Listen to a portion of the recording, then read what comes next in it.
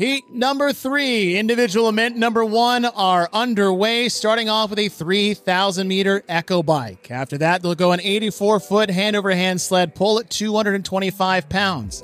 Move to a 2,000-meter assault air runner, another 84-foot hand-over-hand pull, 1,000-meter ski, and then a 92-foot hand-over-hand pull. Adrian, we've seen this test for 1 week. We've seen it at different semifinals around the world. After seeing this a few times now, what are you looking at as the make or break portion of this test for these athletes? Well, I'll tell you, Chase, it could be an accumulation of a few things. If you know that the sled moves well for you, it could come down to how well you manage then the ergs. But for most of these competitors, it is how they manage the sled.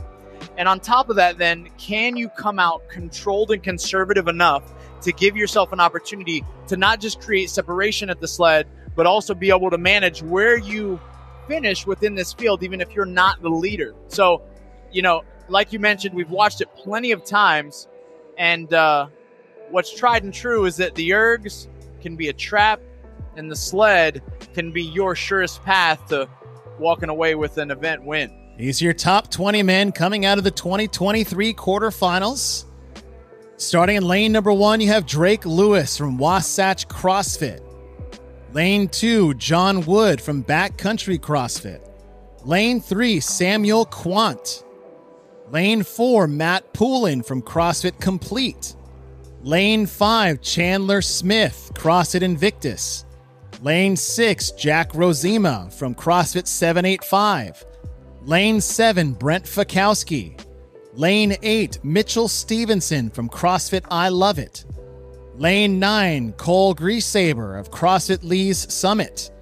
Lane 10, your back-to-back two-time NOBULL CrossFit Games champion, Justin Medeiros out of CrossFit Fort Vancouver. Lane 11, Patrick Vellner of CrossFit Nanaimo. Lane 12, Nick Matthew, CrossFit Minnetonka. Lane 13, Scott Tetlow, Finish Strong CrossFit. Lane 14, Luis Oscar Mora. Lane 15, the comeback kid, the Sager-Tooth Tiger, Cole Sager from CrossFit Spokane Valley, going for his 10th consecutive CrossFit Games. Lane 16, Philip Muscarella out of Precision CrossFit. Lane 7, Tudor Magda, University Place CrossFit. Lane 18, the muscle hamster himself, Colton Mertens, CrossFit Kilo.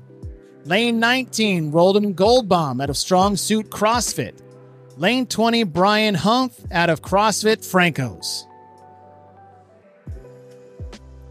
Stout lineup here for this first test. We're watching a lot of these guys are going to come off this bike with a very casual pace again. For those that might be new to this level of competition, it's a very difficult task to ask that of yourself here with this environment, this lively crowd, and also 100 points on the line. But they're going to come out composed, and then we'll really start to get a really good idea here, Chase, of how this test will play out once they get first touches on the sled. Just passing the 3:30 mark.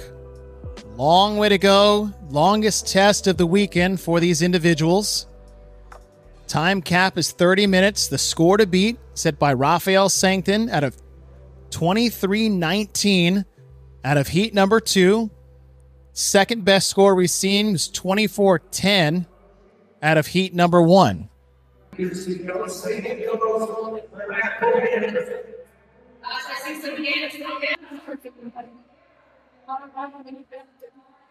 10 qualifying spots for the individual men out of the North America West, 10 individual spots for the women. As we have super semis this year for the 2023 NOBULL CrossFit Games season. John Wood at a backcountry CrossFit was the first one off, and boy, did he run fast to his rope. Athletes off onto their first sled pull. Pat Vellner on the right side. Justin Medeiros. These are two athletes that have been going head-to-head for some time now.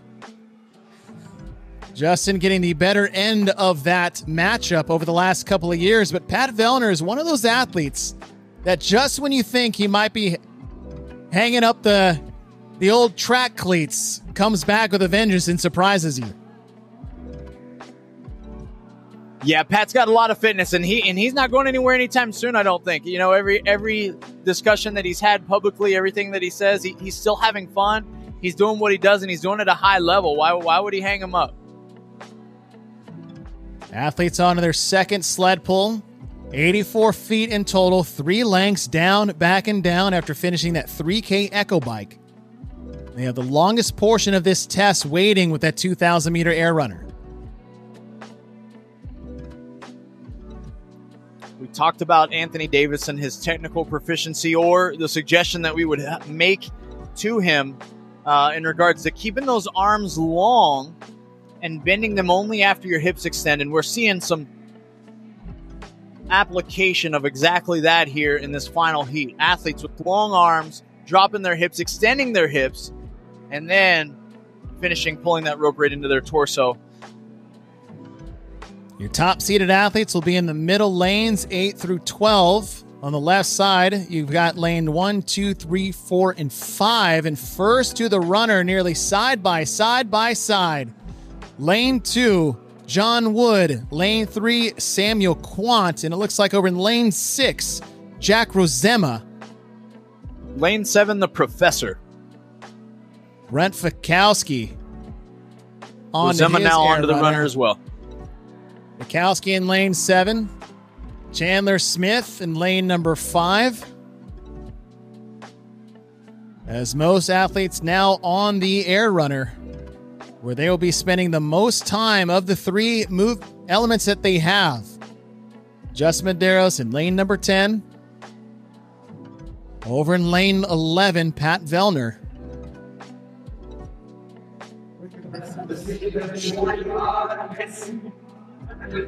We've had 2 heats to down. Time to beat, Raphael Sancton, 23:19, set in heat 2. We saw the best time on the women's side to actually come out of heat number 2. Well, there's this stacked field here in heat 3, Adrian. That's going to be tough to keep that one alive with the athletes that we have here. It is. And I'm most excited to really watch as the back half of this run starts to shape out here, and we start to see where these athletes are pacing and what their body language looks like after they spend about 5 or 6 minutes here. And it's Chase, because of that, the reason is because we've noticed that the first part of this test has very little influence on the back half. And it seems as though it's the athletes that are able to build some momentum throughout the run and then understand they've really got to make haste on the final 2 rounds of the sled pull in order to have a top score. 2,000 meters on this air runner.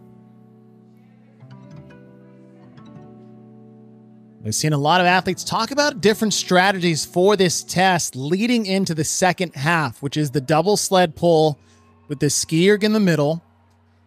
And most of the athletes, not all, most have talked about, I had a pace, I had a plan, wasn't feeling it, so I backed off the pace knowing full well I needed to save a little bit for that sled pull. Yeah, people have to strategize this in a very unique way. I mean, to each his own. Again, some runners, as we watch these athletes go through the longest portion of this test, this 2,000-meter run, is that if they feel like they're a strong runner, a lot like we can reference back to when we saw Emily Rolfe in the women's test 1, seize an opportunity, take a chance on something that you would consider a strong suit. Other athletes look at it as, well, the sooner I get off this runner, the sooner I've got to pull. And, well, those pulls really struggle for me, so I can't build too much fatigue here, or they're going to be even harder. This run, to me, is a great example of, in this test, the rich can get richer. If you were moving the sled well, and you know you're going to spend a lot of time on the run, well, this is where you lean in and you create separation, or you close the gap on others that might have created one in the early parts of this test. But and as you said, that there does need to be a balance of fitness across those athletes as well. Bigger and taller doesn't necessarily mean better if you don't have the endurance to back it up. That's right. This is heat 3 of 3.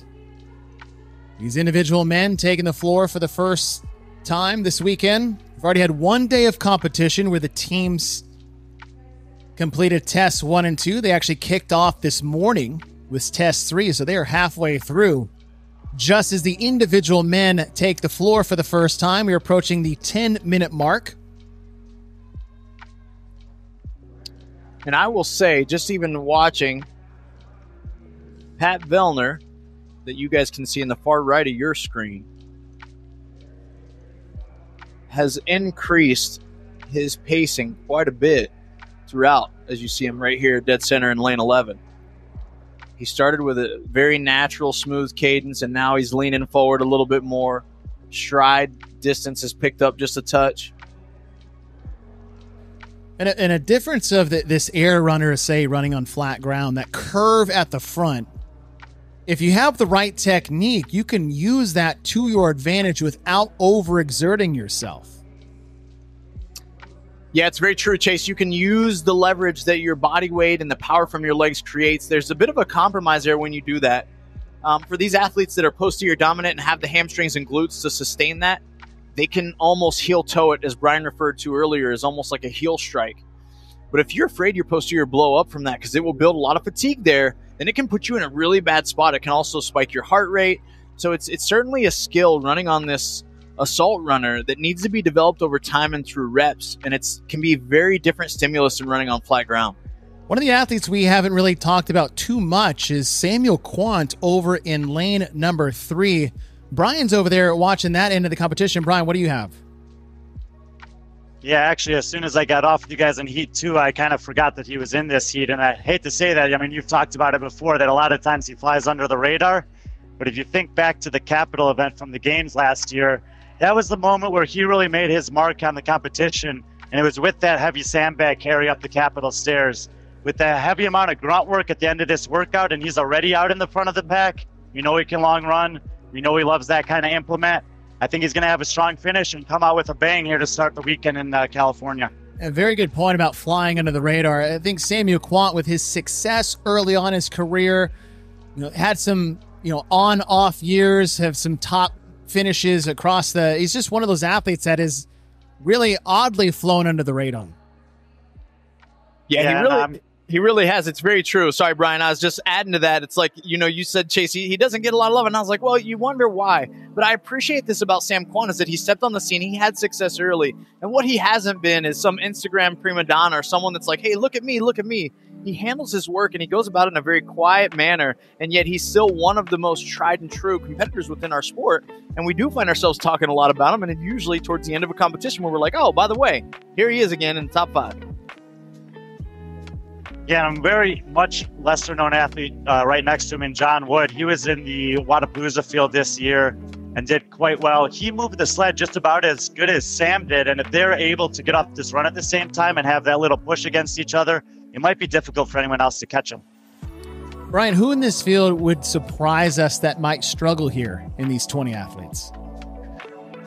Like I mentioned, if Vellner wants to win this weekend, I think he's gonna need to steal some points from Justin. This is a pretty big men's field, like you were talking about, Adrian, in the last heat. I think some of those times from early heats can play, and if Justin doesn't lock up a top 10 finish on this one, I'll be curious to see how he responds being in a little bit of a deficit, because it does look like Pat is moving very well. Thank you, Brian. We'll check back in later in the test, as these athletes are still working on the back half of the 2,000 meters on the air runner.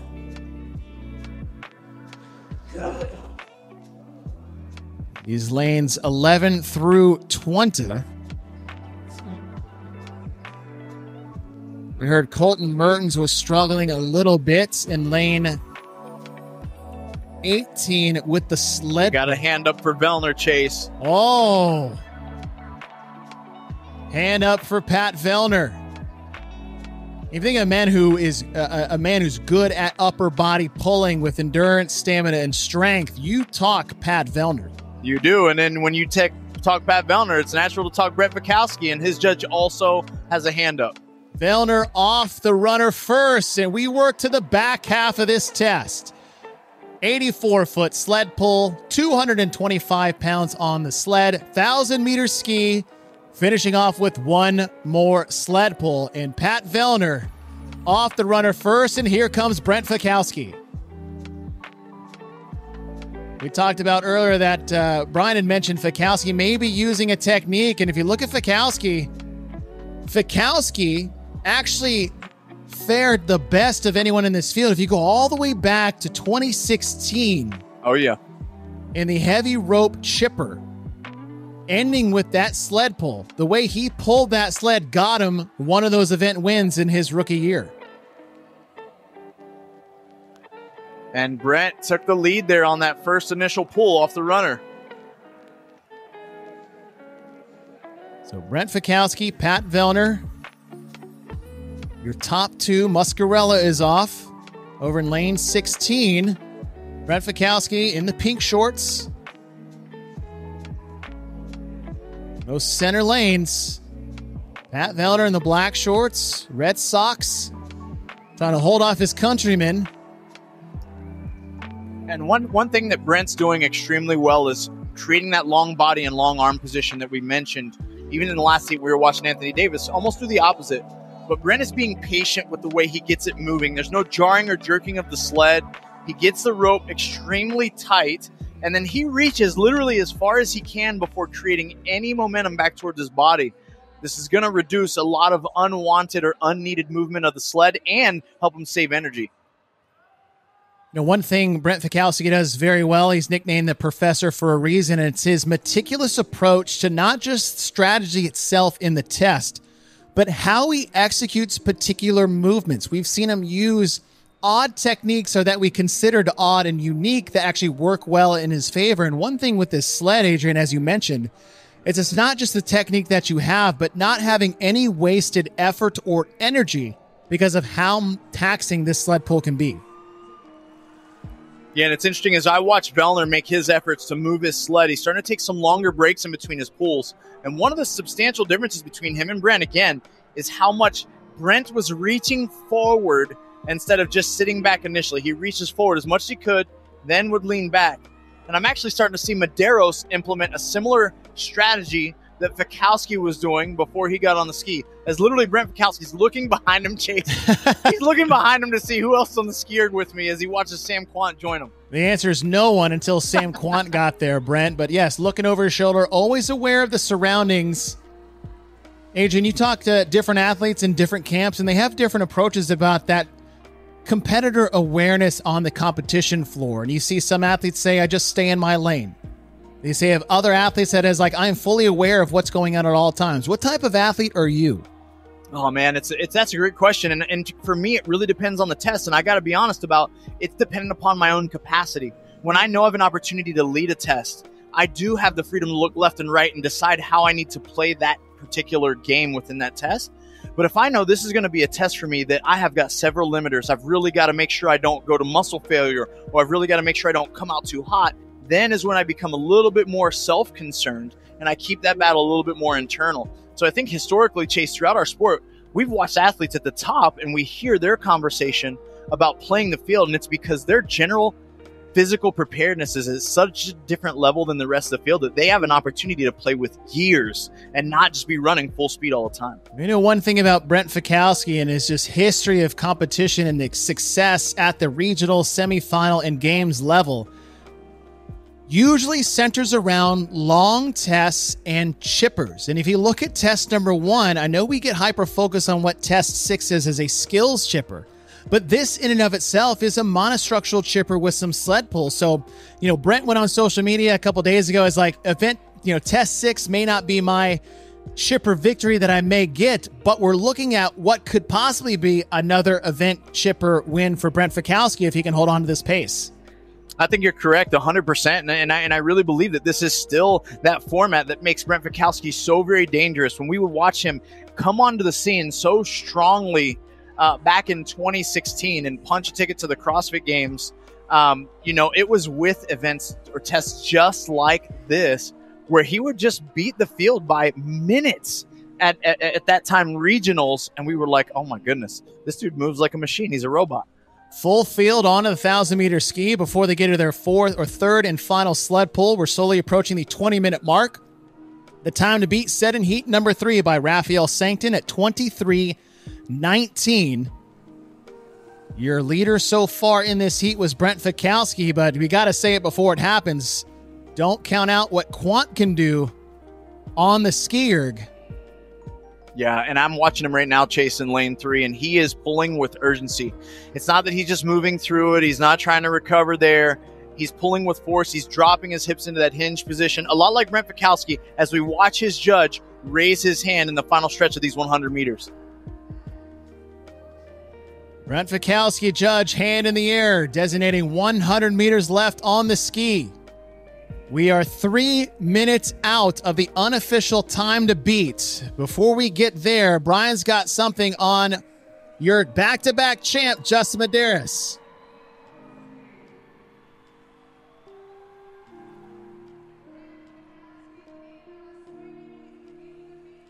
Fikowski making his way. He's already at the sled now. Same technique that we've seen time and time again in this test already. Long arms, really reaching forward, then settling back. Fikowski working on his first pull. Justin Medeiros still on the ski.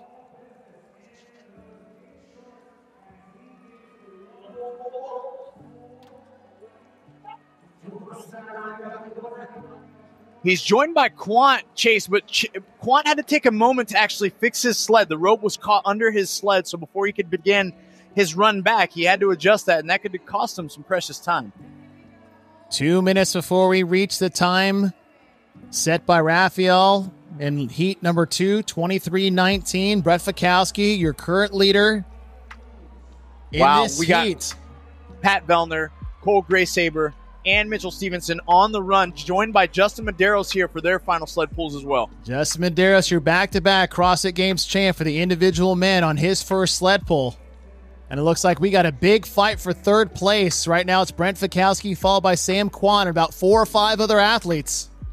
As Fikowski's finishing up his second length on to his third and final length, and he has 1 minute and 19 seconds to get the best score we've seen so far.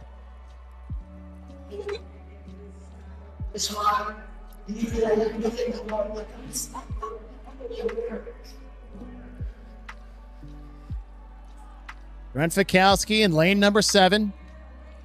This last length will be the longest length of the 3. And of the 3 total lengths they have to do,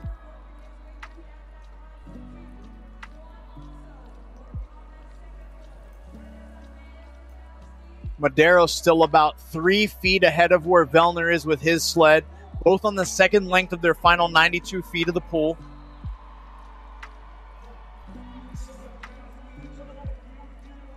Brent Fikowski leading the way. 20 seconds. Fikowski, 2 pulls. And Brent Fikowski, with 1 more pull across the finish line, will take test number 1. And the Chipper Master strikes again. What execution by Brent there. Time to beat coming in, 23:19. We now eclipse that.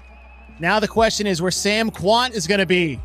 Sam Quant struggling with the rope, having to stop and chalk up, and he's going to have to look over his shoulder because there are about 4 or 5 other athletes nipping at his heels. Medeiros is close right here. Graysaber just finished ahead of him in lane 9. Justin Medeiros looks like he's 1 pull away to cross the finish line. Pat Vellner has fallen off the pace dramatically. He was about in a 4-way tie for that 3rd place position as he's just getting started on his 3rd and final pull. And Mitchell Stevenson also across.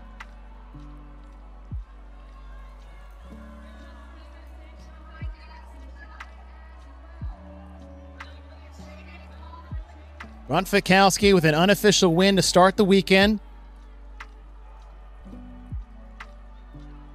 We still have well over 5 minutes left in this, but Pat Vellner. Pat Vellner falling off that pace and also joined by Nick Matthew, who is right there, as well as Cole Sager trying to close the gap on these 2. Now, one thing we've seen from Pat over the years is that he can tip the scales into that failure fatigue a little bit.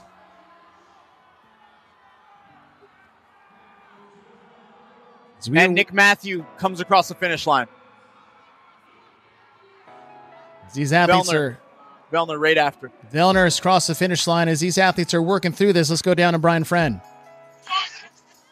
Yeah, Chase, I was just watching Justin on the ski, and it reminded me of two things from last season. One was on ski school, or rinse and repeat, excuse me, where he may not be the best swimmer in the field, but he absolutely rips on the ski erg. And secondarily, I did a big study on him after he won his second CrossFit Games championship, and he is the best pacer I've ever seen in CrossFit since maybe Rich Froning. And the back third of this workout, you saw exactly that. Pat made the push on the run, but Justin's push on the ski and the sled pulls paid off for him once again. It's looking like we're going to have a big battle with these athletes all weekend long. As test one is done for most of the athletes here in heat number 3, Brent Fikowski taking the unofficial win for test number 1.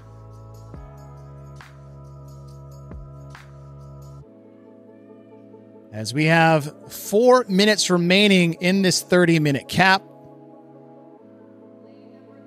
And for Brent Fikowski, that's his 4th career semifinal test win.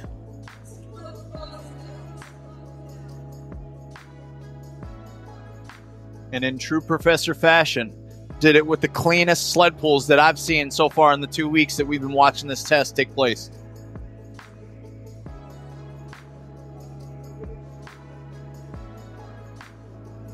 Colton Mertens in lane 18 is working through his sled pulls.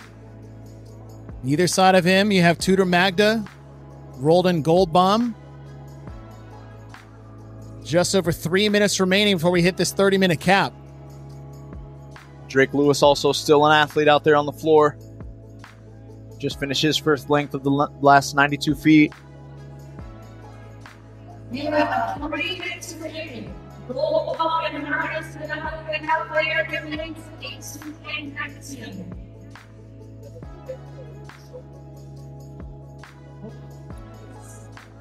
£225 on the sled. You can see a lot, even as we see Tudor Magda there making some pulls shirtless there in the center of your screen. Body language tells a lot, and a lot of these guys still out here on the floor have met the ends of their means, meaning that, they felt a little fatigued probably 8 to 10 minutes ago and had almost hit a wall and are just continually grinding through that, trying to, of course, minimize the time spent on the floor there. But this is when you're at a point where it gets really dark in your mind due to the fact of how much suffering is actually taking place, and all you want to do is move that sled. But unfortunately, at this point, it's probably moving a lot lesser distance with each pull than it was early in this test. And I think we got to remember is that what this is doing to these athletes, compounding what we'll see later this afternoon for these athletes with that ring complex and ruck. So if your grip, biceps, forearms are blown out from this test, it's managing that workload, not just one individual test, but for the weekend in total.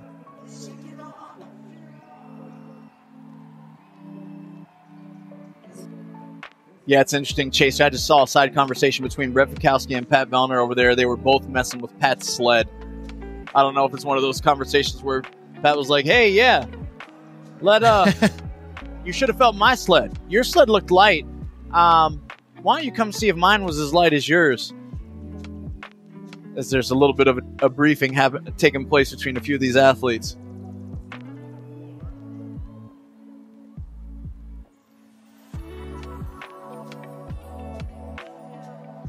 It's right at a minute left here. All athletes left on the field, working their way through these last sled pulls. 92 total feet, 225 pounds on the sled. Come on. Drake Lewis only about 25 feet away from finishing.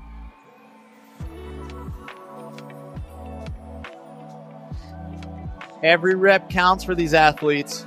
Every time it passes one of those hash marks, they're going to be rewarded a rep.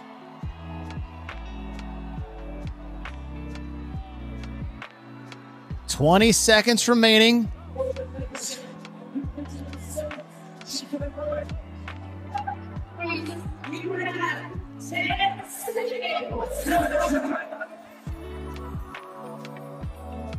As test 1 slowly makes its way to a close, but it is Brent Fikowski with an unofficial test win.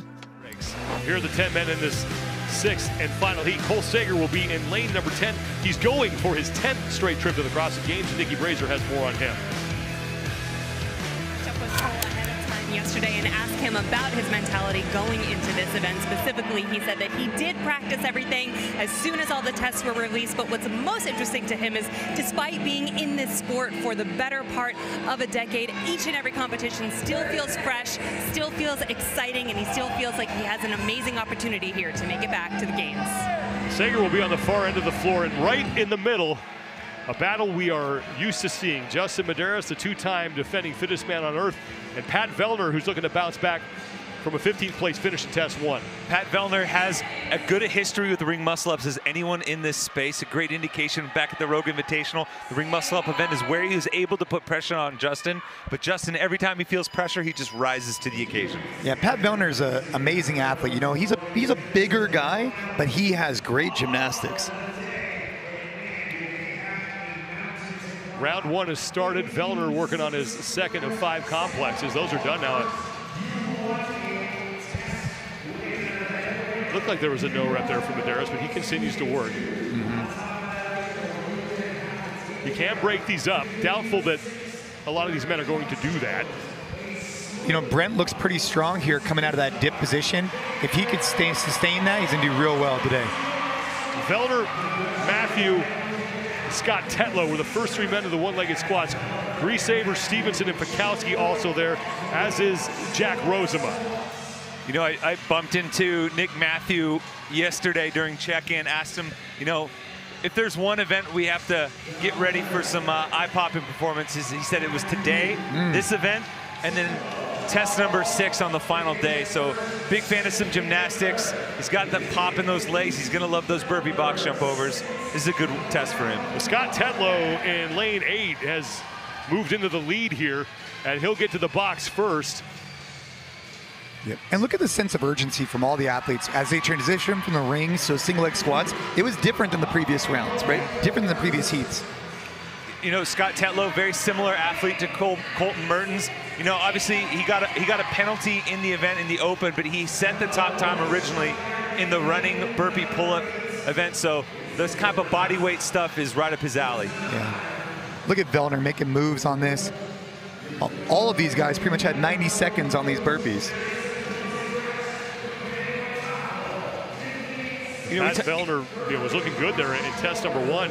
He was towards the front, but faded on that final sled pull. Yeah. Wound up finishing in 15th place, but still with 6 tests, including this one, to go here. Scott Tetlow advances his box first. Pat Vellner right behind him in 2nd place. And now here comes Nick Matthew and Cole Sager, also Luis Oscar Mora. Your top athletes on the same end of the floor. One thing Jason said about the advantages of being in the top heat, you know, I don't know if you feel the same way, Jason, but sometimes if you're not ready for it, being in the fast heat can pull you into a pace you're not ready for.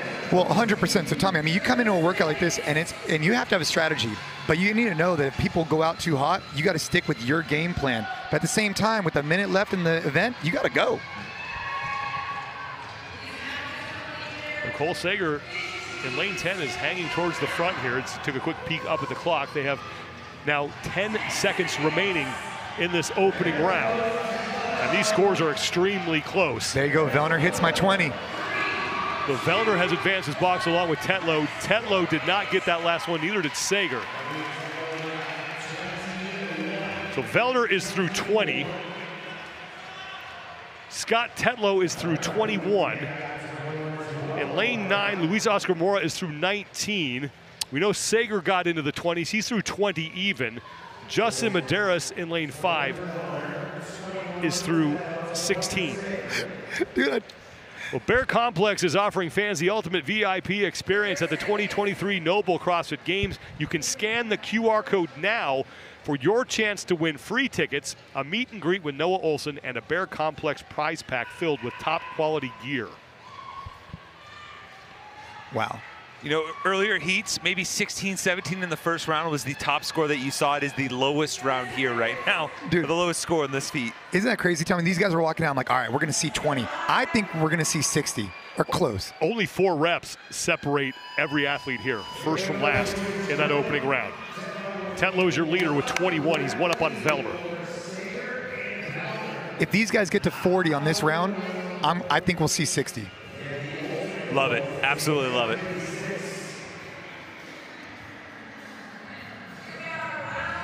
.56 is the test record and the score to beat from Colton Mertens. Impressive performance from him in heat number 5. Scott Tetlow on the right, Cole Sager on the left. They're your top 2. They're done along with Nick Matthew and Luis Oscar Mora. Mitchell Stevenson and Justin Medeiros, along with Cole Sager, Brent Fikowski, and Jack Rosema. Nicole Griesaber on the left side, be the last man of the one-legged squat. Just look at the experience here in this final heat as far as games appearances. And I mean, on top of that, you have guys like Quant, Medeiros, Fikowski, Vellner, all that have a little bit of jewelry hanging around their neck from the CrossFit Games. So it's not just experience, you know, it's high-level experience, excellence at the highest level of the sport. Scott Tetlow has moved to the front here on the one-legged squats. He's going to be the first man back to the burpee box jump overs. That will be his 22nd rep. And here comes Luis Oscar Mora and Pat Vellner. Brent Fikowski and Justin Medeiros and Nick Matthew also moving to the box. Stevenson and Rosema are done, and that leaves Griesaber and Cole Sager as the only 2 men who have to finish their one-legged squats. And now Sager's done. See him in the background moving onto the box jump overs, but it's Scott Tetlow in lane 8, right side of your screen, who has the lead. Now Justin Medeiros starting to move up. You see him on the far left side. He just got through his 20th rep. 1 minute to go in this second round. It's Tetlow now through 30. And keep your eye on Justin Medeiros. One of the things he excels at, especially in multiple rounds, multiple intervals, is pacing. He may not win the first round, but as people start to fall off, he will pick athletes off. That's how he's able to always stay in close proximity to the guys he's chasing, and that's honestly how he's built himself into a 2-time champion. Pat Vellner is in second place behind Tetlow. Nick Matthew is now through 30. He's in third, and it looks like no rep, right? Cole Sager is starting to move up along with Luis Oscar Mora. So Sager was the last man to these burpee box jump overs, and he has got a really good pace going here. Wow. Heck yes, Cole. Nice work. The final seconds here in round 2, and that'll do it. And Scott Tetlow looks like he is through 39 reps. He's in first. Vellner is only 1 back at 38.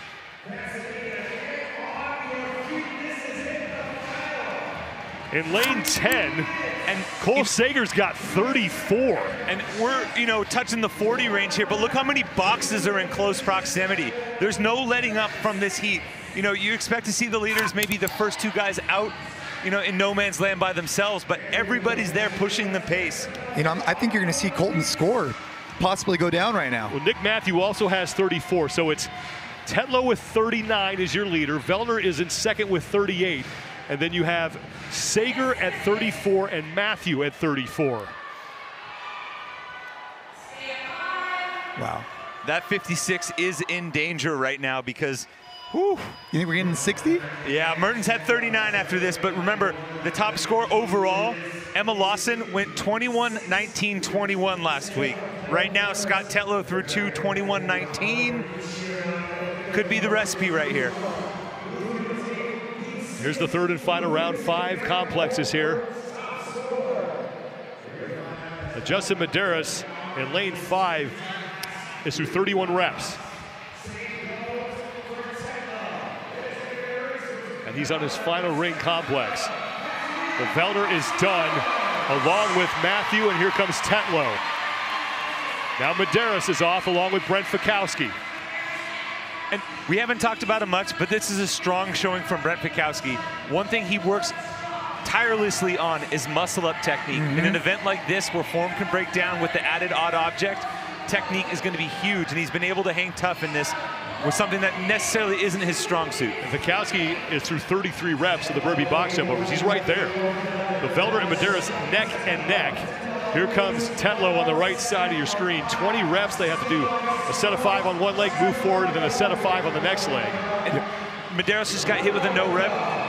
Very key at the games with these unbroken sets. If you got hit with a no rep, you went back to 0. That's not the case here. You just pick back up on the rep you started. Tetlow is onto the box. That'll be 40, and he'll move it forward. Wow.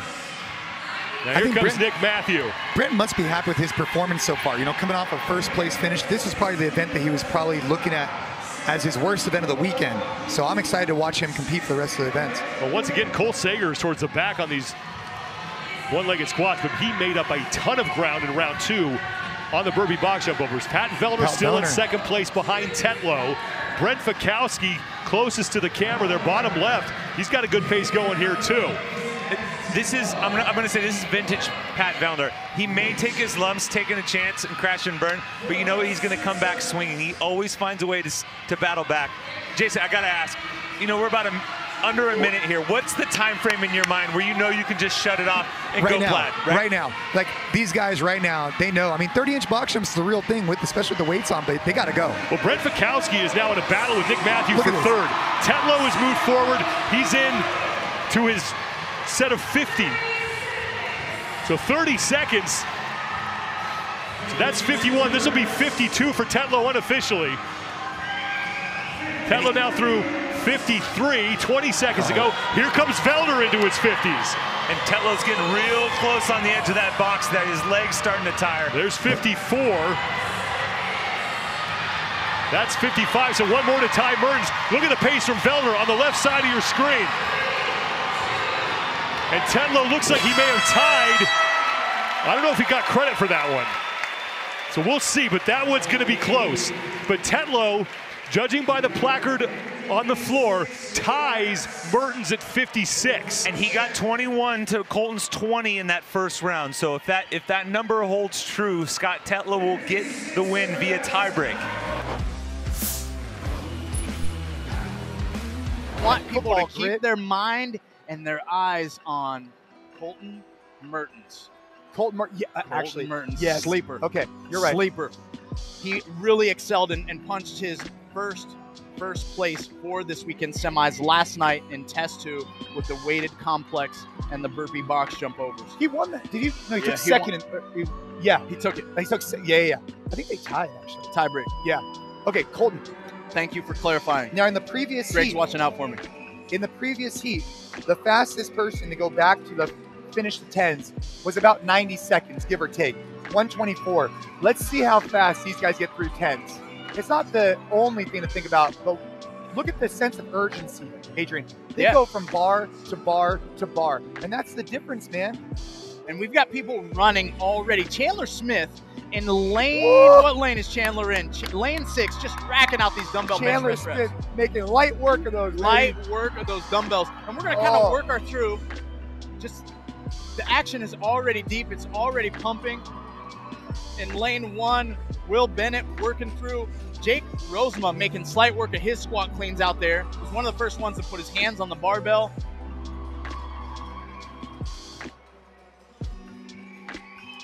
Folks, we know this round doesn't mean much, but it's important to be able to build momentum for yourself psychologically, Jay. But here's the thing, okay? The previous 2 heats took the exact same strategy. Unbroken, touch and go. Let's see if they get faster than the fastest person in the previous heat was 124. We're currently at 114.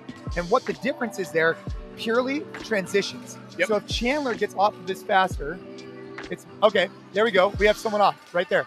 Boom. Yeah, so we got lane 19, Matthew Green making his way back. So about the same time, give or take. That hypothesis didn't hold up too well. That's okay. Cole Sager was right beside him also, knocking out his round. of 9 on the deadlifts. Cole taking an early break with his. And then down on the far side, you see Colton Mertens. Yeah. We've also got Will Bennett and Jack Rosema as Colton Mertens is making his way towards the bench press, joined by Rosema. Chandler Smith also sitting down for his round of 9. Oh, man, this is good. This is exciting. Yeah, this is a good group of guys getting after it right now. It's very well rounded. And I'm telling you, Chandler's cycle rate on those dumbbells is just crazy fast. Hey, don't leave Justin out. Look at this. Justin's right there. Justin's one Justin rep behind Medeiros Colton. is now one rep behind Colton on the squat cleans with a very stoic, smooth, and calm look on his face. Pat Vellner right there to the right of your screen. He is pretty stoic, huh? Cole Grayshaber to Justin's left there in the blue top. He is very stoic, and that's the one thing I got to say about Justin Medeiros. Having the opportunity to cover him a little bit last year at the CrossFit Games, and then at even the Rogue Invitational this last fall, Jay, where he came back from behind to win that event. Oh, yeah. I kind of gave him, in my mind, a little nickname of Iron Mind. Iron Mind? He has an amazing with an self-awareness. iron mullet. Iron Mind with the iron mullet, bro. He's got tremendous self-awareness and an ability to really pace almost better than all the other athletes. Not that it wins him home runs, but it's very rare that we watch him really whiff on a test. Yeah, well, I think he's in, I mean, there's a group all back on their deadlifts now on the set of 8s. Justin's in first now. Oh, no. Colton and Justin are both laying back for their dumbbells. They're about even. Both very smooth transitions. They lay back with that locked out arms. And you got to think, Colton Mertens is pretty short in stature. That range of motion that he has to hit is extremely fast to be cycling through these dumbbells. Look, let's call it like it is. He got to make the load travel a lesser distance, and he takes advantage of that thing. Yeah, I mean, look at him. So you're talking about that hip extension? Yep. He's 100% getting a, he's trying to drive that very bar. normal, good-looking clean. Yeah. I mean, if these two continue at this pace through the 7s and 6s, we're going to have a hell of a race. I can feel it. No, there's no doubt about it. It's going to be fun. And this is where we've seen in previous heats, folks, athletes can build some really great momentum, but their cadence starts to slow a little bit. But the difference is, how can you minimize the slowing at that point? You got to be able to stop the bleeding, because we all reach a point where we start suffering.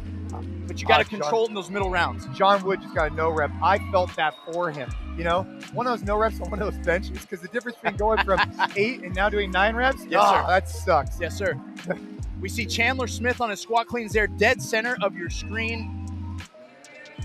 I mean, Cole Sager looks pretty good. He's just got to have a little bit more sense of urgency to pick back up the barbell. Look at what I look for when someone's coming out of the pocket is speed coming out of the pocket. That's right. And what you'll notice is just quick speed coming out tells me their legs aren't going to fatigue and they're going to be ready. But now mentally, are they going to be prepared to pick up that bar is the question. That's right. Cole Sager was making his way back to his deadlifts at that point. Cole, when we reference him, is in that NOBULL cutoff tie-dye green looking color.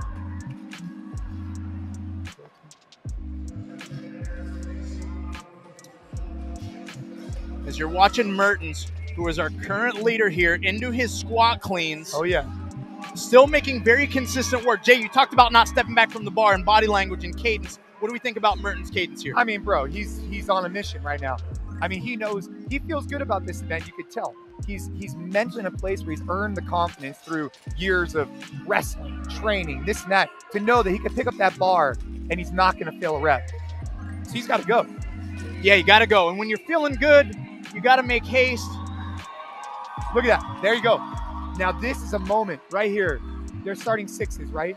This is where the band's either going to break or it's not going to break. Uh-oh, what happened? Mertens still had not advanced his barbell. Folks, there's a lot of moving parts here within this test of Linda, and advancing the barbell is an essential piece. Now, Justin Medeiros just advanced his barbell, and he's going to make his way back to the deadlifts as well. You got to wonder, will those 3 to 5 seconds cost Colton Mertens at the end? Ooh.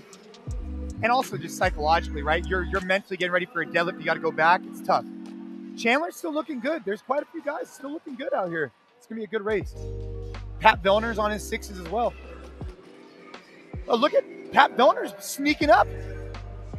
Pat Vellner's creeping right here, right beside Justin Medeiros. It's a bit skewed because Vellner's bench press is behind Medeiros, so he can be a little bit hidden back there to our perspective. But Vellner it's and tied Medeiros up. are tied up. It's tied up. They're rep for rep right now. Justin is about 2 reps ahead of his bench press reps. Pat now just laying back for his reps. You're getting a view of Sager cycling his deadlifts. And Colton now, he's in a dominant position. He's going to go into 5s in a real dominant position if he's up on these guys by, what, 5-6 reps now at this point? And we noticed Justin just finished his bench, but look at Pat Vellner right there. Rep for rep, folks, are following a very close 2nd and 3rd to Colton Mertens.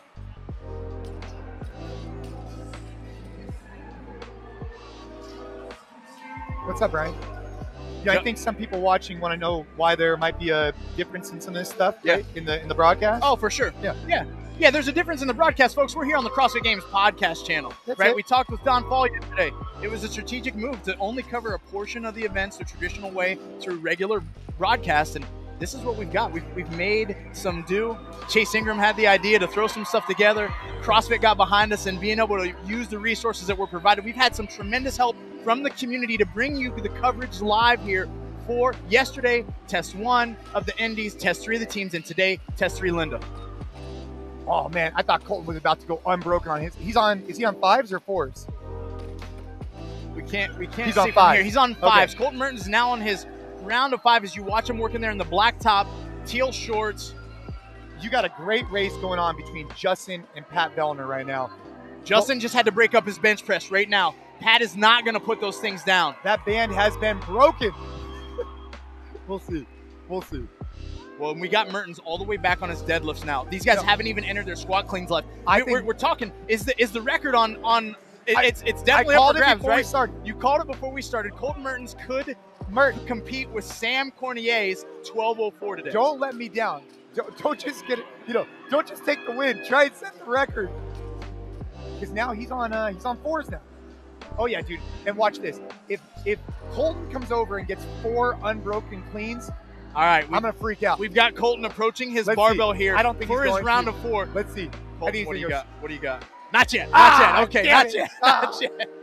He might be there. Now we've got Justin Medeiros in his round of 5, entering his squat cleans, and now Pat Vellner has created some separation between Medeiros and himself by he's already finished his round of 4 deadlifts. He's probably got at least a 30-second gap now on Justin. That's right. If Pat hits his DB bench right now, and if he goes unbroken on these 4s, it'll be very difficult for Justin to catch it. Very, very difficult. Right there in the middle of your screen, Cole Sager working through his squat cleans. And yeah, he got it. So it's gonna be tough for. Oh no, he failed that last rep. All right, so this is about. where the door opens, right? Does this self-awareness from Justin Medeiros pay off for him? Pat Vellner just got a no rep on the dumbbell bench press. He's got 1 more rep as he gets him up. Will Justin try to make a move here? Vellner's now off the bench. It's going to be tough. We got Mertens making his way to his barbell for his set of 3. What's he do, Jay? He's not going to... Oh, he's still going singles. He's still going singles at 9:55. It's because, dude, I bet you if he was racing someone right now, he would have gone unbroken. Yeah. But you know what? In his defense, he's gripping and ripping those pretty hard. That's right. And the thing is it necessary for him, right? You think about self-preservation through the course of the weekend. If he can get a W and not stress his body, that's a low risk 100 points for him. Take it. Yeah. You know what? There's definitely that side of things. Let's see. How's Brent doing? All right, he's on his 5s. If Brent gets his bench right now, this is a big bench for Brent, because pressing out, he's a taller athlete. He is taller. Let's see if he gets these. 1, 2. Brent is to the left of your screen, blacktop now, 3, dead center here. If he gets these next 2, this is a big deal. He's going to have to press really hard, drive through the floor, Brent. He's got it locked out. Yep, that's a big deal. And here we go. Now we got Colton. Colton Mertens on 1s. Is now on his singles, he folks. Just set the record. Making fast work. We are only at 10:53 unofficially on the clock. We've got a perspective on. He hits the 1-rep dumbbell bench press, and he is celebrating on his way to setting a new event record as he stands it up unofficially. 11:06. Colton Mertens hit a home run here early this morning. I kind of gave myself the cop-out by saying we're going to close to the record or hit the record, but I wasn't expecting it to get beat by that much. Almost a whole minute, Jay. Yeah. Almost a whole minute. That's a lot. Hey, baby, I told you who to watch. Yeah, you did. I can't deny it. Now we've got some other athletes here fighting for, of course, every second and every opportunity to still. We could still see more than one athlete. Well, you got Nick in the mix. You got Chandler. We got Nick Matthew on his round of 2. Chandler Smith, touch and go here for his double. He's going to need to get on his horse to get back. Wait, I think Chandler, this is a race right now between these guys in 2. That's right. And Pat Vellner touch and go on his double. Chandler's as we're watching that there. Chandler's He's now on behind Chandler Smith. Chandler Smith sitting down on the bench press. Pat His Vellner's round on ones. of 1 here. Chandler looks like he's going to squeak by and be the next one to cross the finish line. Yep. A very quiet race, a lot like we've seen previously. 5-1, he smashed it, and he's over in about 12:08, just after Sam Cornway's world record from last week. Wow, really good time. Pat Vellner here making his way to his final bar, squat cleans, and Pat's going to be good for a time of 12:23 unofficially. Nice shot, Pat. Justin Madero still finishing his round of 2. Nick Matthew just finished right about that 12:25 mark. Cole Grayshiber across with. We did not get an update on Cole's mat. His placard hadn't been flipped, and he finished right about a 12:32 mark unofficially. So we didn't know he was so close within that race. No, we didn't know that, but that was a good effort. That was good. That was solid, man. That was fast, right? Fast. Look at all those times. Sub 13. This whole heat killing it. And this is the urgency that we talked about even from those previous heats. It's important knowing that 9 men are punching their ticket out of this semifinal this weekend. Anybody has a chance. It's even without the top 20 right now. There's 300 points available today, Jay. You know what? Here's the deal, though. Justin across at 13:07 unofficially, which is still a great time. It's just good. This is a super fast heat. I think everybody in this heat's going to finish this workout. And you've got to be, you know how to play this game, Jay. It's like when you're out there, you got to think about who's to your left and who's to your right. How do you beat them? Yeah, because often those are the points that are going to be available. We've got Brent Fikowski here still working. Justin knew that he might not have been able to squeak out from Cole or Pat, but at least he has that on his mind. Like, okay, where's the placings? Who did I need to beat? I'm doing damage control at this point, but he's consistently going to be striking within the top 10. So Brent's got to make some moves right now, man. I mean, look, he's an incredible athlete. Obviously, I think he's going to finish in the top 9 to qualify for the games. But this is an. But no, you're good, bro. You're good. I just think we're just trying to line up a little. Well, we can't talk about how big of a deal this is. So a lot of people who are maybe watching are like, oh, well, if these guys get top 9, they qualify for the games, which is the truth, right? So, but when you come out of a semifinal, you want to build that confidence going into the games. So you want to have dominant performances here. And, that's right. You know what I mean? It's a huge thing over the next couple of months, get ready for the games, to have your confidence built by something like this. Absolutely. And we see Brent there grinding through his touch and go too. He's got to be fighting for every second, because now we're at that point, Jay, where all the heats have now had athletes that have finished within this time domain, and Brent's now scrapping and fighting for every point that's available. And you know what the big deal here is that if Brent doesn't, get to the place that he needs to right now, he could potentially fall back into the, he could fall out of contention for the games. That's for sure. There's only 7 events, man. You got to have good performances on all of them. Absolutely. That's 100% truth. And this is one of those things, folks, there's only 7 tests. Here we go. 700 points available. Brett's across unofficially at 14:51. Brent Fikowski to start day 2. We've still got several athletes out there working through this thing. Raphael Sensen there in lane 5, still chipping away, who had a great start to his day yesterday in test 1. Jeff brings up a good point. This event is a little tough for a taller guy. Yeah, you could say that, right? But that's the way CrossFit works. And you have different tests across the weekend, and some of them favor a shorter guy, some of them favor a little bit taller guy. I'd make the argument that probably test number 1 was valued a little bit more of a taller guy. No doubt. You have someone like Brent who can get real big hip extension on those pulls, whereas test number 2, I think, was definitely more of a smaller guy event. Yep. So by the time the weekend's out, hopefully it just shakes up into the fittest people move on. Absolutely. As we watch Raphael Sanson work through his repetitions, folks, we're about a minute 15 away from this time cap here. And Jay, you bring up a great point. The balance is in, by the way. Cole is in. The balance of all these tests throughout the course of this weekend, the event in itself, there's good balance. I mean, even later today, Jay, we're going to watch a 1 rep max snatch go down after an 800-meter run into 8 touch and go. Well, the heavy hitters are going to go touch and go. They're going to go touch and go. They have to. And an 800-meter full out, sell your soul, get after it run. Dude, and you got to think about this too. Like, shout out to all these guys, right? We're out here competing, throwing down, because they're out there in the arena, the ones doing it.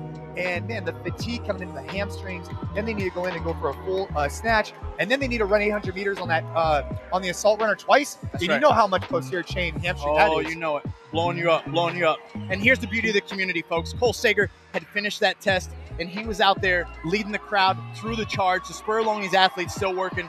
Cole Sager, of course, a staple within our community, punching, hopefully, optimally, in his mind, punching his 10th ticket to the CrossFit Games to qualify for, and of course a former Spirit of the Games winner. A lot like yourself, Mr. Hey, Khalil. you know, I got the Spirit of the Games. I have you know what they gave me? They gave me a sledgehammer. All right, that's going to do it here for men's heat number 3. The heavy hitters. 10 men on the floor coming in are towards the top of the overall standings. Your overall leader, Cole Griesaber, will be in lane number 6. Lane number 1 is Chandler Smith. Right now, 4th place overall. He's got back-to-back finishes inside the top 6. And he's got a 305 listed snatch. He's one of the few guys that can break that 300 barrier regularly in competition. He's always got the good vibe, too. Brent Fikowski is in lane number 5. Fikowski 5th overall. He was your overall leader after day number 1. And Fikowski, as far as lifts are concerned, this might be the best one for him competition-wise. You think back to 2017, he was one of the few athletes that broke 300 in competition at the games. This is one of the lifts that goes well for him. And Pat Vellner will be in lane number 8. For more on him, here's Nikki Brazier. I talked to Pat before this event started, and he said he's been feeling more confident lately with his snatches, but also he does have a good understanding of his strength in comparison to the rest of the field here. So he does plan to capitalize on his strength as a runner, hopefully hit 4 lifts confidently and get out. We haven't even started this test, and more or less the entire crowd was on their feet. Now, the rendition of Sweet Caroline before this heat started had something to do with that, but I mean, you put an all-time karaoke song on the speakers, it's going to get it popping here. Yeah, the vibe in here is phenomenal right now. I mean, you got the wave going, you got the old school beats. It's great. The score to beat is still 325 pounds. That's also a test record. It was Tudor Magda who did that in heat number 2 and did not have a lot of time between this lift and his last one. No, he hit 305, and we thought, that might be it. I don't think he's going to have enough time. He reset quick, got the bar off just at the buzzer. Remember, the lift just has to start before the time runs out for it to count. That was one of the most impressive things I've seen in a while, because he had, I want to say he had 30 seconds when he finished his other lift to change the weights and get on the bar and hit a huge lift like that. So shout out to him. That was awesome. There's Brent Fikowski, who started this competition with a win, and then he finished 5th in test 2. He was 26 in test 3. That's what knocked him out of the overall lead, moved him from 1st down to 5th, but still safely inside the top 9. And look at his posture. He's got 260 on the bar, but he is moving nice and steady. He doesn't have any sense of urgency. Moving. Yeah, it looks like he's just coasting. Yeah. But if there's one athlete in the field you have to trust their knowledge of themselves in terms of pacing, Brent's got to be one of them. Well, Cole Griesaber is the man right next to him on the right side. And he is your overall leader after a 5th place finish in test 3. Now there's Justin Medeiros. I mean, Justin's he's going pretty fast right now. I mean, look at the stride. It's quick. So he's finished 6th, 10th, and 12th. And when you look at all the athletes inside the top 10, he only has 6 spots between his best and worst finish. That's the best out of anybody. And that's the MO for Justin, right? He may not necessarily win events, but the delta between his best and worst finishes is so low that he's always in the top 10, and he will win out in the long run. May not help him here, but at the games it certainly does. And for him, more importantly, in an event or tests like this, execution is something he excels at. So he's gonna have multiple lifts. He typically hits all of his lifts in competition and usually is able to make up ground there. Now, you know what's interesting? I imagine most of these guys are going to get off, throw on a belt, and then get after it. You got Vellner, I think he has his belt on already. We'll see how quickly he goes and attacks the bar and gets ready for it. Well, and speaking of consistency, Cole Griesaber, his best finish, 3rd, worst 11th. And Cole, we got to see, you know, glimpses of this at Wodapalooza earlier in the season when he's trying to get confidence and familiarity at the top of the sport after breaking through last year. And it just seems like every time we see him in competition now, he's shown some improvement and seems more comfortable hanging with the top dogs. He's in the final 100 meters of his 800-meter run, as is Vellner. So Vellner and Griesaber look to be the first 2 men off of the treadmill here. Now Medeiros is inside his last 100 meters as well. Chandler Smith far into the floor. He's almost done. Chandler looks smooth though, man. He looks calm. He looks collected. He looks like he's visualizing what he wants to get done when he gets off this runner. Now Griesaber is finished. Vellner is finished. And Sam Quant.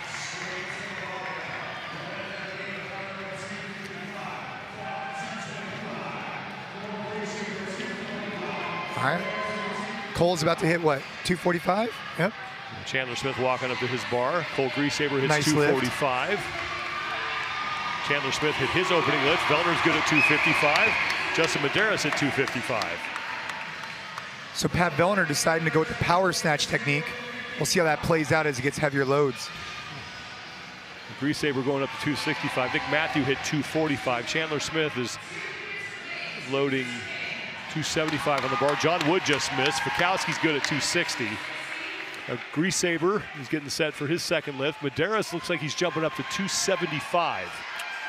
Looks like Fikowski is as well, 275. Sam Quant just hit his lift. Not sure what the number was on that, but here's Medeiros at 275. Oh, and a miss for Justin Medeiros. Chandler Smith is good. Chandler Smith just hit 275. Vellner's good at 275. That's a huge lift for him. Fikowski stepping up to 280 as Medeiros behind him is going to make another run at 275. Smooth Fikowski's lift. good. Medeiros behind him misses again. I'm shocked at that. It looked good coming up, but it just didn't stick.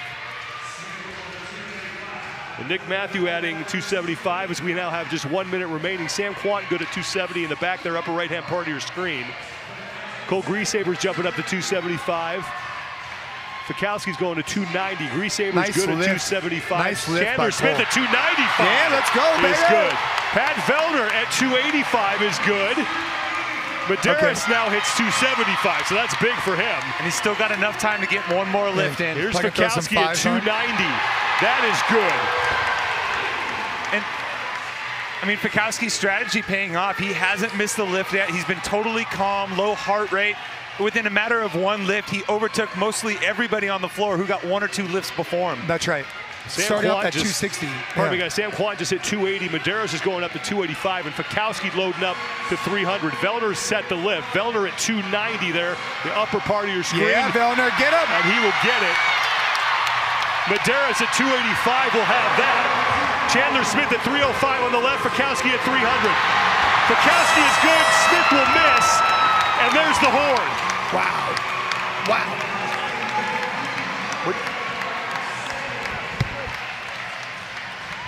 So Brent Fikowski at 300 pounds. That will tie him for second place in the test. So one more look at Fikowski and Smith. Chandler just not quite enough trying to rush it in there at the buzzer, but Brent Fikowski just technique work, just beautiful. Did you know what impressed me actually? Justin Medeiros for failing 275 twice, coming back and then finishing at 285. That's pretty. I was shocked. You can check out the custom belts that Tupood has provided to all semifinal athletes. Every Tupood weightlifting belt comes equipped with a wad clamp that keeps you locked in rather than just relying on Velcro to keep you secured. The wad clamp secures your belt with a mechanical clasp, ensuring that your belt will never pop off and allowing you to comfortably transition between movements in a Metcon. Thank you to Tupood for helping our athletes lift heavy.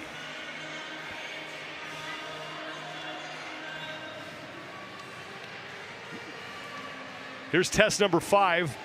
Now as we reset, and this one will begin with the 8 snatches at 185, and then we're back on the runner. Well, and this is important too if we're talking about tiebreakers, because right now Brent has 300 on the board. Jacob Marlowe in the very first heat, Anthony Davis in an earlier heat, they both have 300 as well. So whoever has the faster time on test 5 gets the tiebreaker. Those are precious points.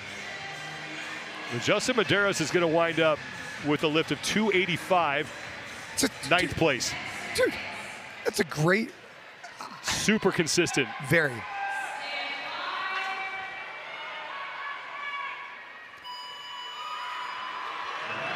The final heat of test 5, 8 snatches and then the 800-meter run.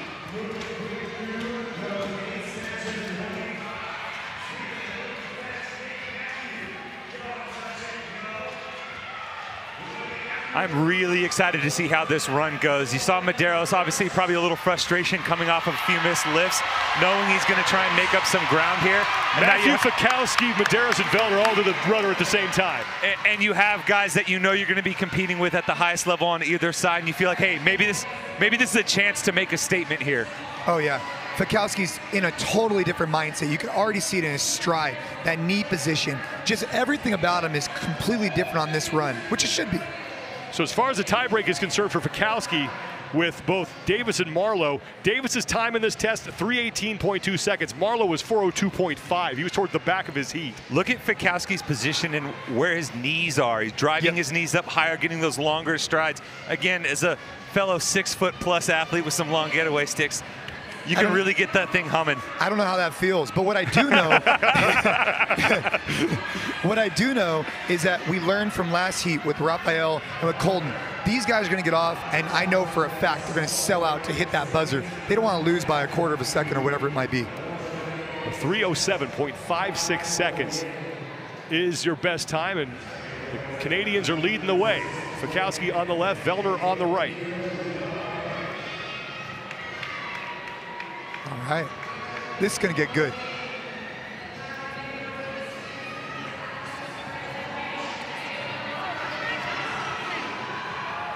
Here we go, Chandler.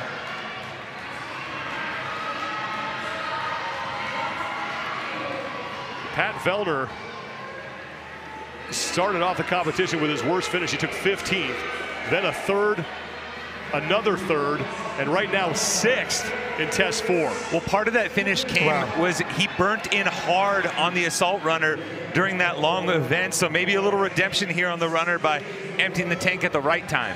Yeah, he seemed to fatigue out on those sled pulls. Okay, here we go. Well, Velder is in his final 200 meters along with Fikowski.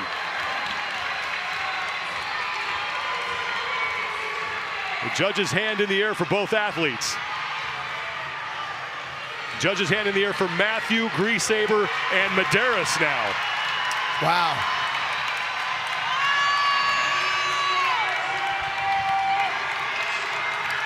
Fikowski looks like he's really putting it on right now. I think Velder's going to get it, though. Let's see.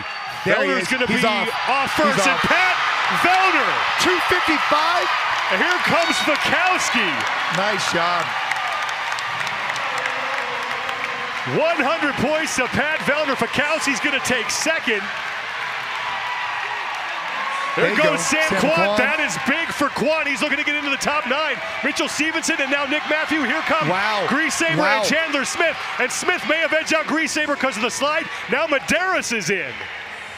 That was a fast heat.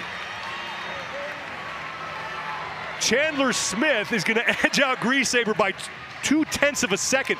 Medeiros will take 24th in that test. Now here comes John Wood across.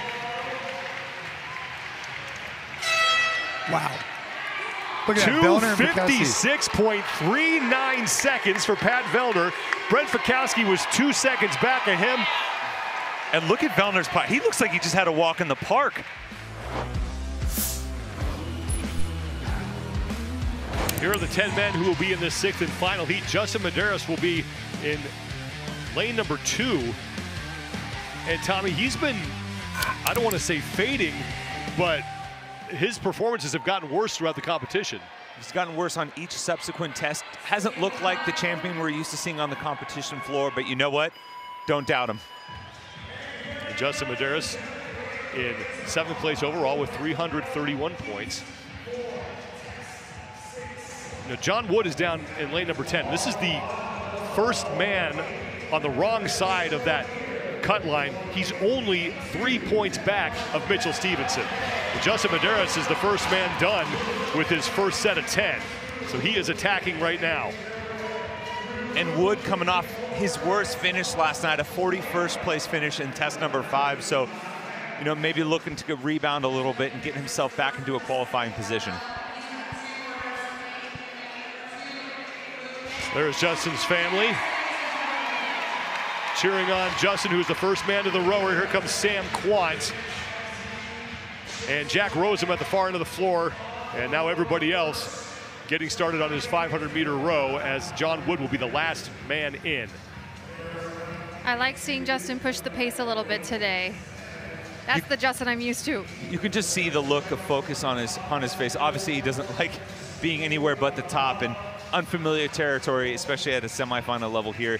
He hasn't been inside the top 3 at any point this weekend. That's unheard of for a guy that hasn't lost in live competition for 2 seasons. Ice Barrel is giving the CrossFit community $300 off an Ice Barrel with code CrossFit Semi, CF Semi. Visit icebarrel.com to redeem yours and strengthen your immune system, improve circulation, and boost mental clarity and focus.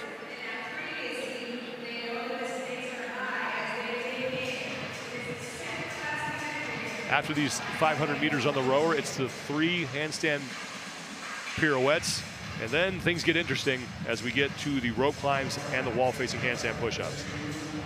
So Brent Fikowski's moved into 3rd place behind Medeiros and Quant.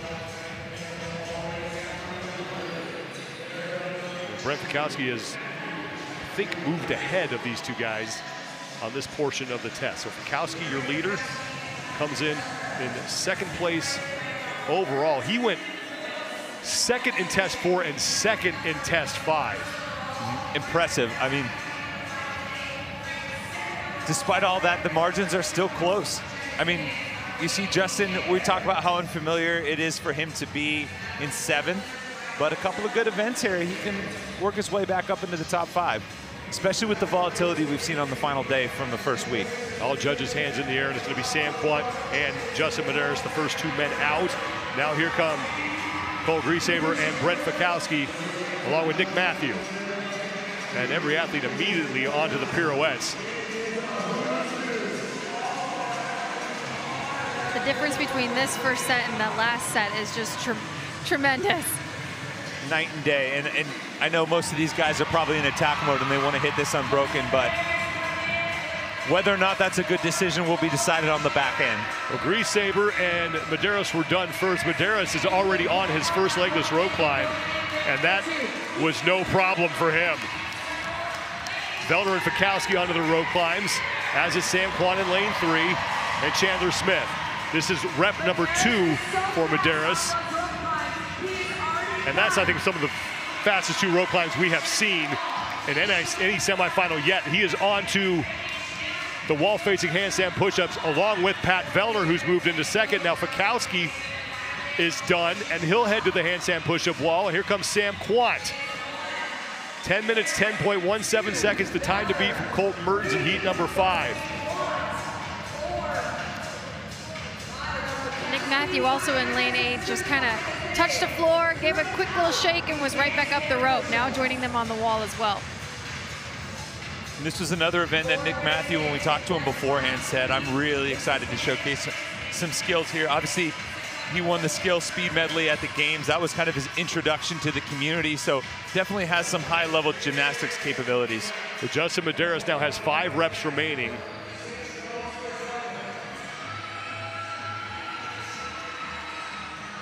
Strategic break is smart there.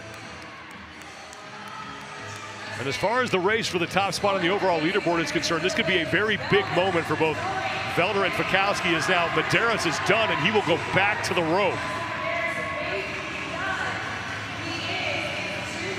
And Velder is finished and he scoots right over to get started on his legless rope climbs. Velder was the 2nd to last off the rope, so I think he strategized that in a way. He's going to pace this sucker out and fly through the back end. Well, Vellner's so good with the gymnastics movements. He knows that, you know, his background as a gymnast will give him a little bit of an advantage, especially under fatigue on the way back with those pirouettes. This is the last rope climb for Justin Medeiros and the last rope climb for Pat Vellner. And that's smart. Look at how the rope was on the outside of Justin Medeiros' leg. That was the original standard at the games. It's not the standard here, but just to avoid the possibility of the leg clamp, puts the rope on the outside just to make sure he's going to get that rep. Onto the handstand pirouette, Justin Medeiros looking for his first test win of this competition. Has one remaining. Vellner is on his first.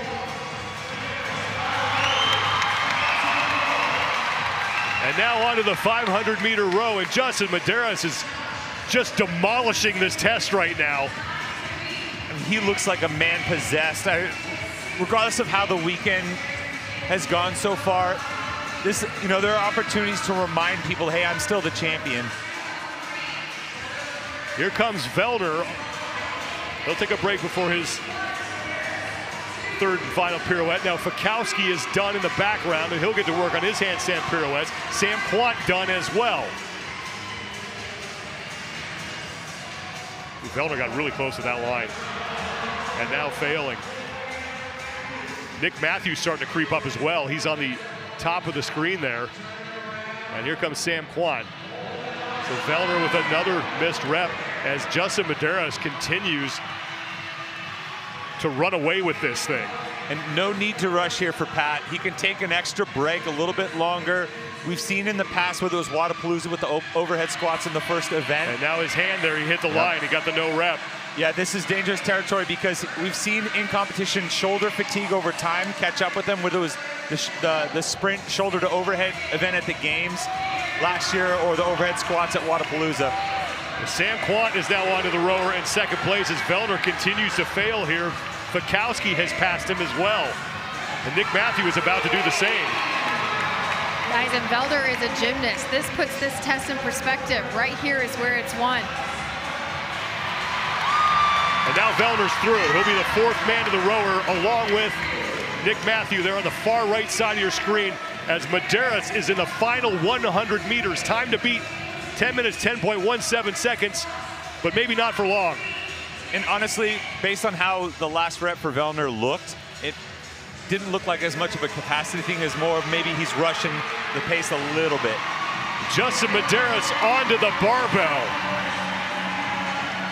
We may potentially see a world record here set, guys. Guimayeros did this in 9:06 earlier in the day. As we take a look at the standings, Justin trying to give himself some more breathing room as far as the cut line is concerned.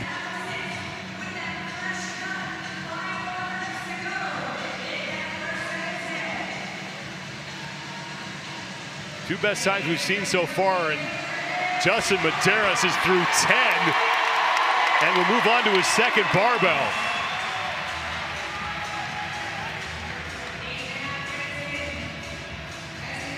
See his family made the trip down from Acampo, California up north. Short drive for them.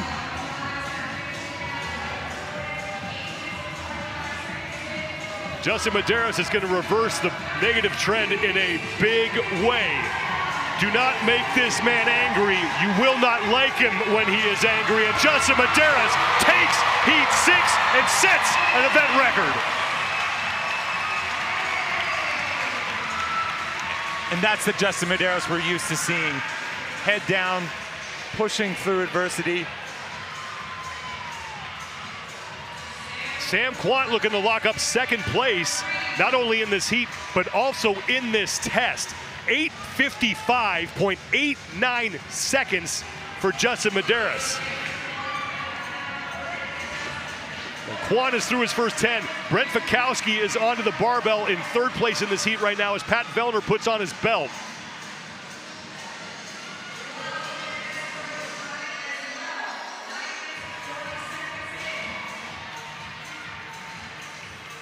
Final 5 reps for Quant, left side of your screen.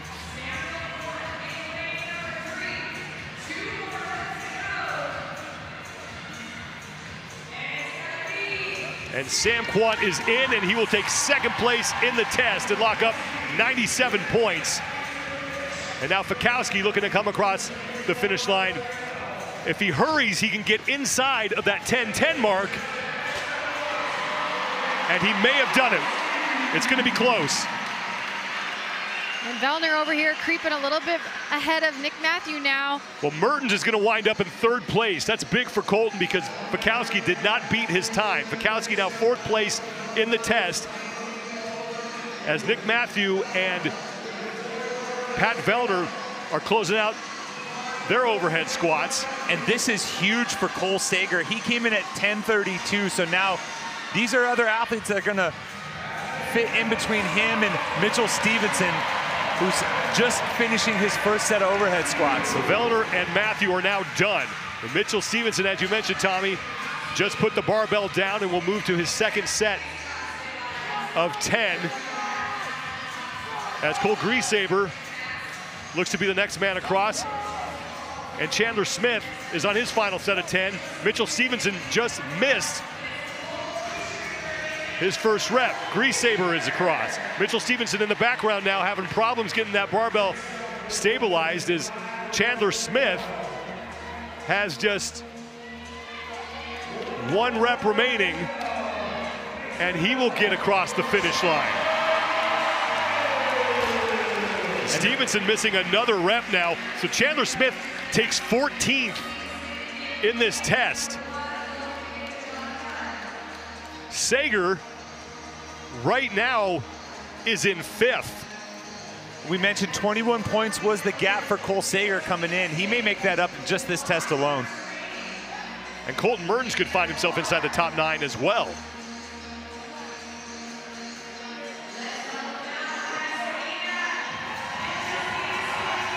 The final rep for Stevenson. And he's going to miss that one. So Mitchell Stevenson right now is in danger of falling out of that final qualifying spot. The good news for him, John Wood is still out there on the rower with Jack Rozema. Between Rozema and Stevenson, that's 2 athletes inside the cut line right now that are looking like they may fall out heading into the finale. Now Wood and Stevenson may be out, and Sager and Mertens may be in, but Mitchell Stevenson is running into a wall here. And he keeps trying to snatch that weight. I mean, this is an opportunity to make an adjustment on the fly, clean it up, get it behind you, get it overhead. All that matters is that last wrap. It doesn't matter how you do it. Once again, trying to snatch, and Stevenson is hemorrhaging points right now. Sam Kwan just, was that chalk he chucked at him? I don't know. Trying to help him out a little. And that's the final rep from Stevenson. He's across, and that, waiting on his final time. But we know it's going to be below 14th. Now Rozema and Wood are getting set to finish. Still don't have a time on Stevenson.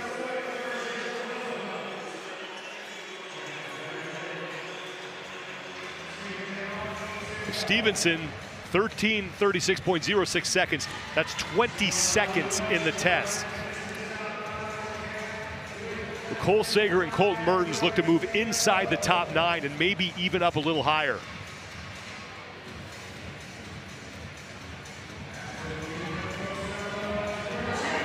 So less than a minute to go before we hit the time cap. Jack Rozema's in.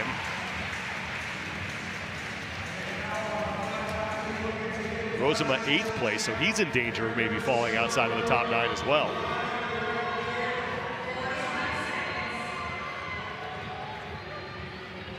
Rozema was only 26 points clear of Cole Sager, so there was a few athletes that were within his sights, including John Wood.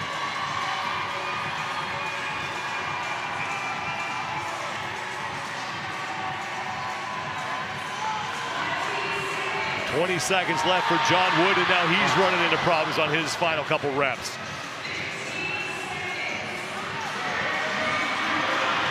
And you got to applaud the effort from John, really fighting for that last rep.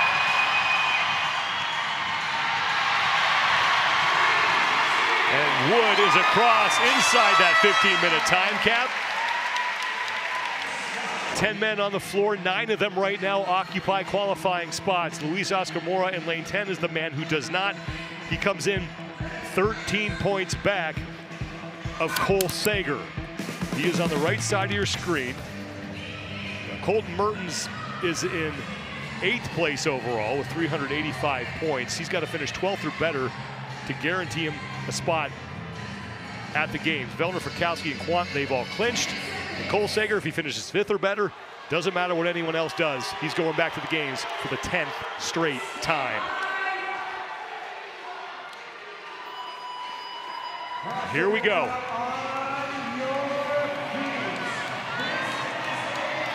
It looks like Cole Sager's smiling. Well, he and Mora are on opposite ends of the floor. That's the race to watch here for the 9th spot. Now, Mora not only has to beat Sager, he's got to get some people between the two of them in order to make up that 13-point deficit. And Cole Sager is off first, followed by Brent Fikowski, Pat Vellner, Cole Griesaber, Sam Quant, Justin Medeiros, Mertens, and now Mora getting to the bar. Lane 3, Nick Matthews is going to be the last man to the first set of toes to bar. What makes trying to make up a deficit here such tough sledding is, yeah, you got to try and win, but look who you have to win against. Vellner, Fikowski, Medeiros, Quant, guys that have podium finishes at the CrossFit Games. They're not going to make it easy. Sager's off first. Here comes Vellner and Fikowski. That's the battle for the overall win. Medeiros working on the sandbag. Vellner out front of Fikowski here to close out round 1. Sager going back to start round 2. Mora just now picking up the bag. And this is classic Cole Sager. Back against the wall, final event, all-out sprint. He has made a career off of these moments.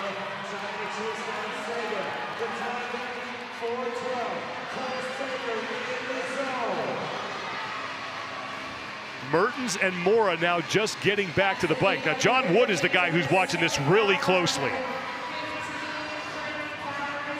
And not that it's a dead set indicator, but Scott Tetlow and Colton Mertens have had very similar weekends, and Tetlow really struggled to the back half of this test. We're gonna have to see something Herculean from Colton. Well, Vellner has now taken the lead from Sager. Here comes Quant and Fikowski. Now Sager onto the toes to bar as well. So things starting to thin out a little bit here in round 2. Cole Sager with 364 points, trying to hold off Luis Oscar Mora, who just got to the toes to bar here in round 2. Mitchell Stevenson still has a shot, as does John Wood. And the nice part for Colton is he is right next to the guy that is chasing him.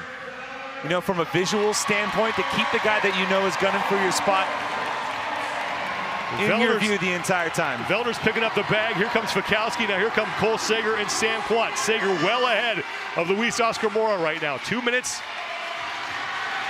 12.53 seconds. That's the time to beat, as Pat Vellner is back on the bike, followed by Fikowski. Sam Quant starting to catch up to Sager. Sager for the 3rd and final time now to that bike. Justin Medeiros is just now closing out round 2. He had about a 6-second lead on Luis Oscar Mora getting back to the bike, with Mertens about 2 seconds behind Mora. We haven't mentioned him much yet, but this is the first time we've seen Vellner versus Fikowski in a qualifying event in person. So this is an awesome head-to-head moment for the first time in their careers in live comp. Vellner is off. He's on to the toes to bar. 20 reps remain for him. Fikowski has 2 calories left on his bike, and Sager is now done. He'll move into 2nd place. Here comes Sam Quant just ahead of Brent Fikowski. Sam Quant starting to reel some people in. He's been mid-pack the entire time, but starting to make a move. Mora now just moving to the toes to bar, and Mora's got to find a way to crank these out faster than Cole Sager in order to have a shot here of passing up Cole for that 9th spot. And Luis Oscar Mora just got a no rep. Vellner is off. He's got the bag. Sager just took a quick break. He gets back to work. Here comes Pat Vellner, looking to put himself on top of the podium here and lock up the win. Pat Vellner will take the test and takes the whole shooting match. Now here comes Cole Sager. Do not call it a comeback. Call it 10 straight for Cole Sager. Sam Quant is in. Here comes Medeiros. Cole Griesaber is in. Luis Oscar Mora is through. And here comes Brent Fikowski. And for Colton Mertens, Luis Oscar Mora got multiple no reps on that final set of toes to bar. He also left early and had to get called back to the rig. During that time, Colton Mertens pulled ahead of Luis Oscar Mora, and that could be the difference maker. Nick Matthew is across. And with that, the North America West Semifinal is done, and the streak will continue for Cole Sager. All right, ladies and gentlemen, what a weekend. I know we've been waiting for it, so I'll get right to it. The athletes that are headed to the 2023 NOBULL CrossFit Games. We will start with our podium finishers first. In third place with 564 points, Samuel Quant.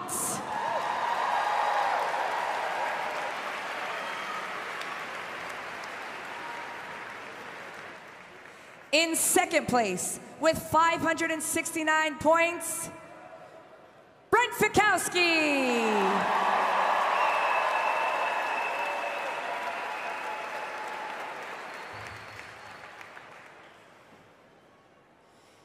Your top spot with 612 points. Give it up for Patrick Vellner.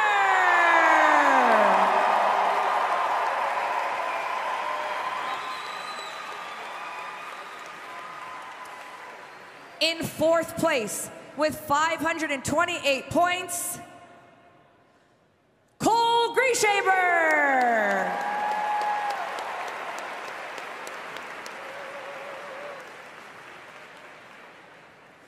In fifth place with 519 points, Justin Medeiros.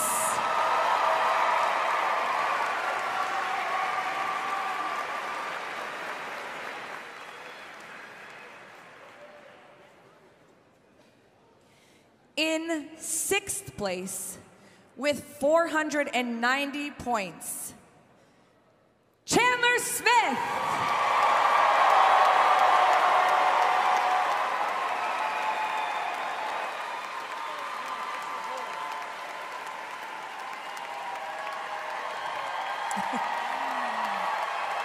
In seventh place with 472 points,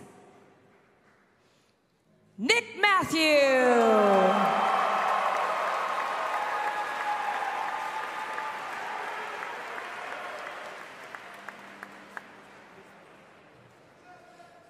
Eighth and ninth tied with 458 points.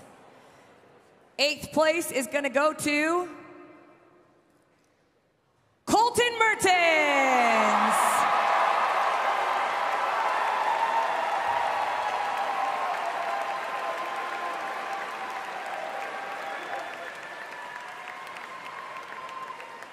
Taking the ninth and final spot to the 2023 NOBULL CrossFit Games,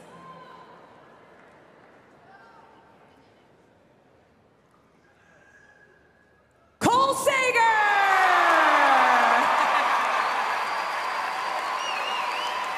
A round of applause for Cole Sager, Colton Mertens, Nick Matthew, Chandler Smith, Justin Medeiros, Cole Griesaber, Samuel Quant, Brent Fikowski, and Patrick